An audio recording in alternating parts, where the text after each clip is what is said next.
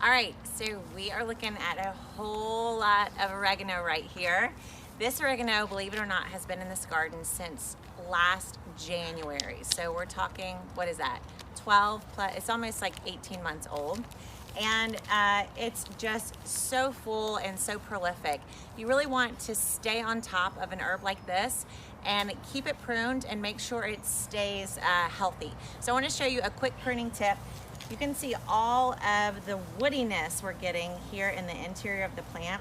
So on a very regular basis, I would come in here and instead of cutting the tips of this plant, you instead want to go all the way back to the heart of the plant and trim that way. So I would thin it like this, and I would really do this all around the plant. So every few inches, I would cross over, come down. You want to do the lower and outer leaves. The dogs are very excited about oregano, by the way.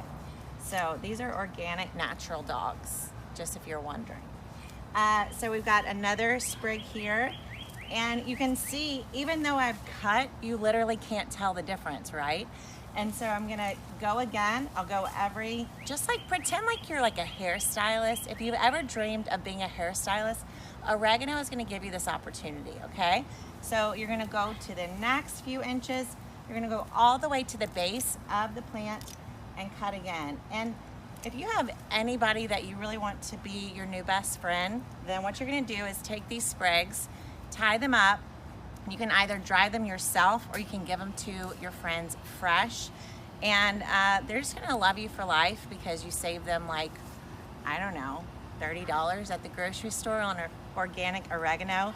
And as you can see, you cannot even tell what has been pruned away from this oregano. So do this on a regular basis every few weeks, especially in the heat of the summer when this plant is really gonna take off. And I love the look that this gives the plant. Instead of making it big and bushy, it's gonna let it drape over the side of your bed and be as beautiful as Julie's garden is, if that is possible. Thanks for watching.